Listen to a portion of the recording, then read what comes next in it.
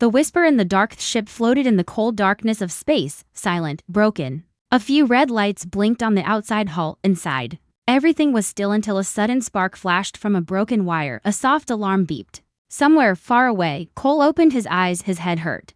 Blood ran down the side of his face. He touched it slowly. Confused, he looked around. The room was dark, metal walls damaged, wires hanging like vines. Something had gone wrong. He was alone. "Hello," he said, his voice dry and weak. No answer. Just silence. Cole pushed himself up from the floor. His military uniform was torn. His chest felt heavy. He looked at the wall. A symbol he didn't recognize was painted there. It was not human. Then he remembered. This wasn't a human ship. He was not supposed to be here. Suddenly, the lights flickered. For 1 second, he saw a figure in the hallway outside, tall, thin, and not human. When the light flickered again, the hallway was empty. He froze. Was it real? "Hello," he tried again. "Is someone there?"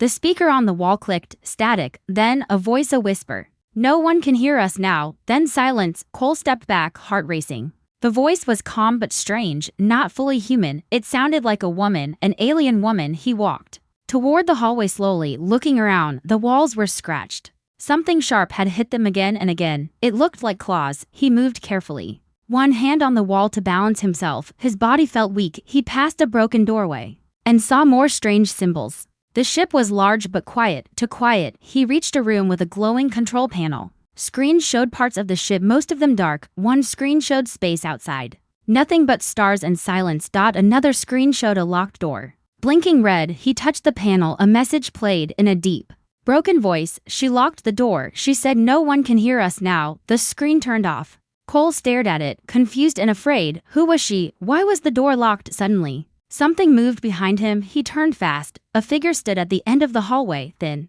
silver skin, glowing blue eyes. It stepped forward slowly. Cole reached for a weapon. He had none. The figure raised its hand. "Do not be afraid," she said. Her voice was soft, calm. "You are safe now." Cole didn't move. "Where am I?" he asked. "Who are you?" "My name is Sierra," the alien woman said. "I am the pilot of this ship." Cole looked around. "What happened here?" She paused. "A crash, an attack. Something found us." "What?" he asked. "Who attacked?" She looked at the blinking panel. "I cannot say. It is not safe." Cole stepped forward. "What's behind that locked door?" Sierra's eyes flashed for a second. "You must not open it. Not ever." "Why?" "Not because that is where it began." Before he could ask more, the ship shook slightly. A low hum echoed through the walls. Sierra turned toward the hallway. "We do not have much time. The silence will not last." Cole stared at her.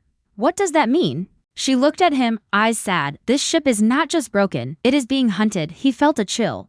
"By who?" Sierra didn't answer. She walked to the control panel and typed something. The lights dimmed. "Rest now," she said. "You will need strength soon." She walked past him, heading toward the far room. Before going in, she turned and looked at him one last time. Then she whispered, "No one can hear us now." The door closed behind her, locked. Cole stood there, heart pounding. Something was very wrong on this ship, and he was trapped inside it with her. He looked back at the control panel. The locked door was still blinking red. Something behind it was waiting. The locked door. Cole didn't sleep. He sat on the cold floor, staring at the blinking red light on the control screen. It still showed the same thing, the locked door. No sound came from behind it now, but he couldn't stop thinking about it. What was she hiding? He looked at the hallway where the alien pilot, Sierra, had disappeared the night before. She had locked herself in another room and hadn't come out since. Why was she scared? Or was she trying to hide something from him? Suddenly, the silence broke. A soft thump, then another. Cole stood up fast. The noise came from the direction of the locked door. He slowly walked toward it, the dim lights flickering above him. The hallway was long and narrow, wires hanging from the ceiling like dead snakes. His footsteps echoed too loudly. When he reached the door, it was cold to the touch. The red light blinked, slow and steady. The control panel beside the door showed no words, just a symbol he didn't understand, a strange spiral with a single dot in the center. Then he heard it, a whisper, but this time it didn't come from the speakers. It came from behind the door. "Help, please." Cole stepped back. The voice was weak, tired but human. He looked around. "Hello? Who's in there?" No answer, just silence again. Then the control panel lit up. "System override. Level 1 access required. Warning. Containment breach possible." Containment? Cole whispered. What was in there? He turned and started walking fast back to the control room. He had to find answers, but as he reached the control panel again, he saw something strange. One of the security screens was showing Sierra. She was in her locked room, sitting on the floor, talking to someone, but there was no one else in the room. She was speaking in a low, fast voice. Her hands moved strangely, like signals or a ritual. The screen glitched for a second, then showed a flash, something behind her, a shadow, a shape. But it was gone too fast. Cole stared at the screen. "What are you hiding from me?" he said softly. Then he heard footsteps. He turned around quickly. Sierra was standing there watching him. Her eyes didn't glow this time. Her face looked tired. "You did not sleep," she said. Cole nodded slowly. "I heard something behind the door, a voice." Sierra's expression changed. She stepped closer. "You must stay away from that door." "Why?" Cole asked. "What's in there?" She paused. "We found something on a forgotten planet. Something buried. Something old." "What kind of something?" "Not a machine, not a life form. Something between." Cole frowned. "Is it alive?" "It thinks," she said, "and it watches, but it has no form." He shook his head. "What does that mean?" She looked at him. "It speaks like us. It copies us, but it is not us." Cole stared at her. "What's behind the door?" "Sierra." "Whose voice did I hear?" Sierra's voice became hard. "That is not a who. That is in it." Cole stepped back. "You're hiding someone in there." Suddenly, the ship shook again. Lights flickered. A long, deep sound echoed through the walls like metal being torn apart. Cole grabbed the wall to stay on his feet. Sierra looked up. "They are near. They followed us again." "Who?" he shouted. "The Watchers," she said. "They come when the door opens." Cole's heart raced. He ran back to the door. The red light was now blinking faster. The panel flashed again. "Access code granted, auto unlock in 60 seconds." Sarah appeared beside him. "You opened it?" "I didn't do anything," Cole shouted. She grabbed his arm. "Then it chose you." Suddenly, a loud bang came from behind the door. The metal dented outward as if something inside was trying to get out. "What is in there?" "Sierra." Her voice shook. "A human like you, or at least, it was." Cole felt cold. Sierra stepped back. He let it in. He made contact with the voice. It entered his mind. "You trapped a human inside?" Cole asked, angry. "I saved the rest of the crew," she said. "He begged me to kill him. I couldn't." The countdown on the panel hit 10 seconds. Cole stared at Sierra. "We can't let it out." She looked at him. "We can't stop it. Not anymore." The door clicked. The red light turned green. A long hiss of air escaped as the door slid open. Inside was a dark room, and someone was standing there. Tall, still, human-looking. But its eyes were already open, glowing with a soft white light. It smiled and whispered in Cole's voice, "No one can hear us now.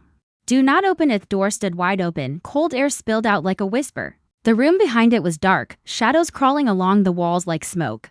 Cole stared into the silence. The figure inside didn't move. It only stood there smiling. With his face, wearing his voice. Sierra didn't speak. She stood behind Cole, silent, frozen. Her silver skin dimmed, her glowing eyes narrowed. The creature stepped forward slowly. Each footstep soft but heavy, as if the floor didn't fully trust it. Cole raised his voice.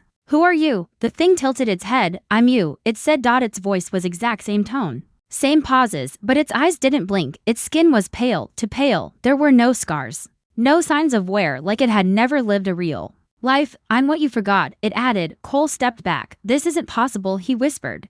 The creature smiled wider. "Do you remember the station?" it asked. "You saw something in the void, and then you woke up here." A flicker of memory hit Cole like lightning. The deep space station. The mission, a flash. A sound he couldn't describe. Then nothing. He had woken up on this alien ship. He looked at Sierra. "Did I come from that station? Was I infected?" Sierra's voice shook. "I don't know anymore." Cole turned back to the thing. "What's your name?" It smiled again. "You gave me no name, only fear." Then it changed. Its skin began to shift like smoke moving under glass. 1 second it looked like Cole. The next, it was Sierra, then something else. Eyeless, with long arms and sharp fingers. Cole raised his arm in defense, even though he had no weapon. The creature laughed softly. "You locked me here," it said, "but the lock was never strong. I've already been out." "What?" Sierra gasped. "I touched the pilot's dreams," it said. "I watched you sleep." Sierra took a step back, eyes wide. "You heard me," the creature whispered. "Every night I was learning." It pointed a finger at Cole. "And you brought me further." Cole's voice cracked. "I don't remember doing anything exactly," it replied. "That's how I grow." Suddenly, alarms flashed. The ship's lights turned red. A sharp beeping filled the hallway. The control panel behind them blinked. "Object detected, approaching from Sector 9, unidentified. Signal unknown, code, danger level, critical." Sarah moved fast to the panel. Her hands flew over the keys. "They found us," she said. "They followed its signal." Cole looked back at the creature, who now stood calmly at the center of the hallway. "It called to them," Sierra said. "They're coming to finish what it started." Cole felt dizzy. "Who are they?" The creature turned toward him, speaking softly, the ones who listen when no one else can. Sierra grabbed Cole's arm. We have to lock it again. You said the lock doesn't work, Cole said. Then we burn the room, she said. The creature tilted its head. You can try. Cole and Sierra ran down the hallway. She guided him into a lower section of the ship, dark, tight corridors filled with old tools, pipes, and fuel lines. There's a manual override system here, she said. We can flood that section and ignite it. As she worked, Cole looked back at the hallway they had come from. It was too quiet. Why was it locked with a human voice code? He asked. Why mine? Sierra stopped working. Her silence gave him the answer. You didn't bring me here, Cole said slowly. That thing did. She looked at him, eyes wide. I was the key, he whispered. The creature had used his mind to unlock the door. That's why it smiled. That's why it knew him. I was already infected when I woke up, Cole said. Sierra looked away. You were the last one we saved. You were in a pod. Your brain showed strange signals. We thought maybe you were just asleep. Cole shook his head. I wasn't asleep. I was listening. Behind them, the lights flickered. A voice filled the ship. Not from the speakers, but from every wall. It said only one word, home. Cole turned to Sierra. If we burn it, what happens to me? She looked at him sadly. I don't know, she said. You might burn with it. He nodded slowly. Do it anyway. She hesitated. Are you sure? He looked at the dark corridor, where the creature waited, shifting in the shadows. I'd rather die human, he said, than live as that. She pulled the final switch. The ship roared as fuel lines cracked open. Fire flooded the corridor behind them. The creature screamed, but not in pain. It screamed in joy. Because fire didn't kill it. It only revealed its true shape. Cole stared, frozen, as the thing stepped through the flames, its body now formless, made of light and shadow. And in his mind, he heard one last whisper. You opened the door. Now do not try to close it. Asterisk. The thing in the shadows. Fire should have destroyed it. The fuel burned hot and wild, licking every surface of the corridor. Pipes burst, walls cracked, the air shimmered with heat. But through the flames, the creature walked calm, untouched. Its body changed with each step, shifting from shadow to smoke to something that looked almost like flesh, but it wasn't human. Not anymore. Cole watched, heart hammering, as it moved without sound. It didn't flinch, it didn't breathe, it didn't burn. Sierra grabbed his arm. Run, she said. They ran, down dark corridors, deeper into the ship's forgotten layers, past rooms full of ruined tech, flickering screens, and shattered helmets. The ship groaned around them, metal straining like it was alive and afraid. Behind them, the lights died one by one. The thing was coming, and it was changing the ship as it moved. They reached the emergency core, a narrow control chamber near the lower decks. It was cold and half-lit. Thick doors sealed them inside. For a moment, there was only silence, only breathing. Cole leaned against a wall. It didn't die. It walked through fire. Sierra was already at a console, hands moving fast. We need to eject the infected sections of the ship. How many? She stopped typing. All of them. Cole looked around. We'd be left with a life pod and this room. She nodded. Everything else is compromised. Then she showed him a screen. It displayed a map of the ship. Glowing red lines spread from the area where the creature had escaped. The infection was not just biological. It was rewriting the ship, spreading like a virus through code and matter. It's inside the systems, she whispered. And it's learning faster than we can respond. Cole pointed to a cluster of dots on the screen. What are these? Sierra looked closer. Crew. But then the screen flickered. The dots moved, all at once, toward the control room. No, she said. Those aren't crew. The crew's dead. The screen glitched again, and every dot disappeared. Cole stepped back. What does that mean? Before she could answer, they heard a sound. Knock, knock, knock. Not from the door. From the wall. 3 slow, soft knocks. Then silence. They looked at each other. Another knock. This time behind them. Cole turned fast. A shadow moved across the wall, as if cast by something tall standing just out of sight. Then it vanished. He picked up a broken metal pipe from the floor. We're not alone in here. Sierra backed against the wall, her hand on the emergency lock. It's splitting itself, sending fragments of thought, making shadows real. The lights above them buzzed and flickered. And then the whisper came again. But not one voice. 2, 3, 10, 100, all saying the same thing. He left us. She locked us in. You opened the door. Cole grabbed his head, trying to block out the sound. What is this thing? Sierra's voice cracked. A memory made real, a virus made of thought. We found it buried inside a moon, trapped inside a dead language. You brought it here, Cole said. We thought it was a message, she whispered. We were wrong. It was a mouth. Suddenly, the lights went black. A single emergency light came on, dim red. And in the center of the room stood someone, a man, wearing a human flight suit, face burned, chest torn open, one eye missing, but his lips moved. He spoke in a calm, Dead voice, you left me there. Sierra froze, her eyes filled with horror. Captain Reese. She whispered. Cole looked at her. You know him, he was the first one. Infected, we thought he died. The figure took one step forward. Then another. His face split slowly, not with pain, but with a grin inside. Something writhed beneath the skin. Sierra activated the security override, trying to seal the room again, but the system spoke back. Override denied. Access level, observer, observing, learning, feeding. Cole realized it now. The ship had been reprogrammed. The creature was inside the code, inside the walls. Sierra pulled Cole toward the maintenance shaft. We have to crawl out, it can't fit in the vents, yet, Cole muttered. They dropped into the vent system, dark, narrow, full of dust and old echoes. Behind them, the voice of the fake captain grew louder. Stranger. It no longer sounded human.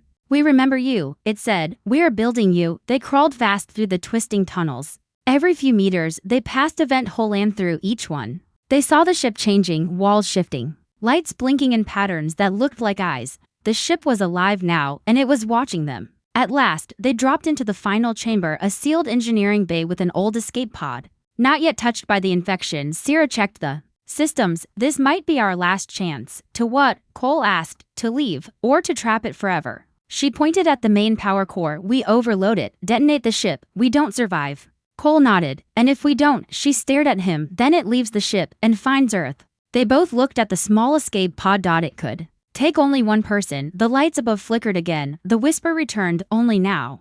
It came from inside their own minds. There is no outside, only more doors. The Delta escape pod sat in silence, cold metal, one seat, no controls active. It was old. Maybe older than the ship itself. Cole stared at it. His reflection looked back at him from the curved glass window, but it was wrong. His face was off. His eyes looked too dark. The reflection was smiling, but he wasn't. He looked away quickly. Sierra was working at the terminal beside the main power core. Sweat ran down her neck. The systems were barely stable now. Wires sparked around her. The ship groaned as if it were alive and in pain. Behind them, the infection grew. They could hear it crawling inside the walls like insects, scratching and whispering. The temperature kept dropping. Frost gathered on the steel. It's trying to slow us down, Sierra said. Make the systems cold, brittle. Why? Cole asked. So we can't trigger the explosion, she replied. It doesn't want to be trapped again. He looked around, but it said it's already free. She stopped working. Yes, she said softly, but part of it is still here, and that part wants something more. Cole frowned. What? Sierra didn't look at him. You. The lights flickered. Suddenly, Cole was no longer in the engineering bay. He was standing on the station again, the one they were sent to investigate. The same hallway. The same flickering lights. His breath misted in the air. He looked down and saw his boots, his uniform. The blood. He turned a corner and saw himself standing still, staring into a black monitor filled with static. His other self spoke. You wanted the truth. So you made the deal. Cole stepped closer. What are you talking about? The image changed. Now he saw Sierra. She was in a white room, surrounded by wires. Her skin was glowing. Her eyes closed. She was inside a machine connected to something. Beside her stood a tall figure, not human. Not fully there. It was shaped like smoke, like memory. It touched her forehead. Whispered something. She didn't resist. Cole felt cold. The smoke figure turned toward him. It had no face, but it spoke. You opened the door first. She just followed you. Then everything went dark. Cole gasped and opened his eyes. Back in the engineering bay, Sierra stood over him. You blacked out. For 5 seconds, he wiped his forehead. I saw something. That's how it works, she said. Memories are not safe anymore. Did we make a deal with it? He asked. Sierra hesitated. Then she nodded. Double quotes yes. She sat beside the core, her hands shaking. We were told the station held a signal, something old. We thought it was just tech, but the signal had code we'd never seen. It was alive. And you tried to control it? Cole asked. No. She said, we tried to talk to it, ask it questions, and it asked questions back. She looked up at him. Then it offered us a deal. Cole felt his stomach twist. What kind of deal? Knowledge, she said. Future technology. Power beyond anything we had, and the cost. Sierra's voice dropped to a whisper. One mind. Fully open, no secrets, no resistance. Cole's blood ran cold. Mine, he said. She nodded. You were the strongest. You volunteered. He stepped back. No, I don't remember that, because that was the price, she whispered. It erased the memory from your conscious mind, but it left the door open inside your head. Cole grabbed the wall. So all this time I've been the path? Yes, she said. The whisper returned louder now. Everywhere at once. You made the deal. Now pay the price. Suddenly, the door to the base slammed open. The infected stepped inside. But this time, they didn't crawl or scream, they walked. Like humans, each one had a face that looked like someone from Cole's past. His brother, his commander, his mother, all smiling. Cole backed away. They're not real. Sierra held out a small metal device. We can still blow the core, but we only get one shot. You'll need to hold them off. Cole stared at the growing crowd of fake memories walking toward him. Can you finish it? He asked her. She nodded. He took a breath, then stepped forward. The infected began to whisper as he walked. You were the first. The door, the key, you asked to see beyond the stars. You said yes. He screamed and swung the metal pipe, smashing the first figure to the ground. It didn't bleed. It simply broke into a black mist. He hit the second, then the third. They kept coming. Behind him, Sierra shouted. 5 seconds. Cole looked at the last figure. It was himself. Wearing his uniform, calm, smiling. You made the deal. It said, we're not enemies. Cole raised the pipe. Maybe not, but I'm not yours either. And he swung. The screen showed detonation in 3, 2, 1. A white light filled the ship. Silence. Then darkness. Asterisk. The betrayal. White light. Blinding. Endless. Cold. Then darkness. No pain. No sound. Just floating. Cole opened his eyes. He was lying on a floor. Metal. Warm. Lights blinked overhead. Green and clean. The hum of systems ran smoothly. Too smoothly. No fire. No alarms. No infection. He sat up fast. Everything was normal. He looked around. The walls were silver and spotless. The control panels glowed like nothing had ever been damaged. There was no blood, no whispers, no monsters. Then a voice. Soft, calm, system stable, crew health, optimal. Cole blinked. He was in the same ship, but it looked completely restored. He stood slowly. His clothes were clean, his wounds were gone, his hands didn't even shake. What happened? He whispered. No answer. He ran to the main screen. Data poured down. Ship name, the Providence. Status, cruising through deep space. Mission, classified. Time since last log, 6 minutes, only 6 minutes. He looked again. Crew, to life signs, normal infection, none detected. That couldn't be right. He turned as he heard the door open. Sierra walked in. Wearing the same pilot uniform. Perfect, calm, smiling. You're awake, she said. Cole stepped back. What is this? We made it, she said, voice soft. The overload worked. We burned the infection out. The ship reset itself. No, he said.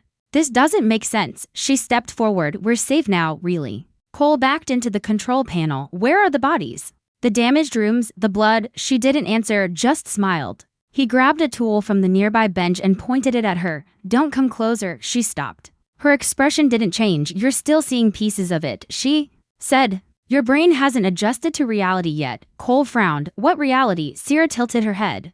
The one we chose. He froze. What did you say? Sierra smiled wider. You don't remember choosing, but you did, before the explosion. It gave us a second offer. Cole felt cold. No, I never heard that, she nodded. Because I accepted before you woke up. What kind of offer? She stepped closer again. It offered peace, survival, no more pain. In return, it stays. Quietly inside the systems, Cole's voice broke. You let it live? Sierra looked at him with soft eyes. Yes. But in exchange, we get this, a perfect loop. No death, no memory of pain, just this. He looked around, the ship, clean, calm, but something was off, too perfect. The lights flickered. Only once, barely enough to notice, but he saw it, the shadow. Under her feet didn't move with her. It stayed still. He stepped back. You made a deal without me. Sierra's eyes grew cold. You were going to destroy everything. We can't win against it. But we can live with it. Cole shook his head. You betrayed me. She looked at him for a long time, then finally said, I saved you. He looked at the door. Can I leave? Sierra smiled faintly. No.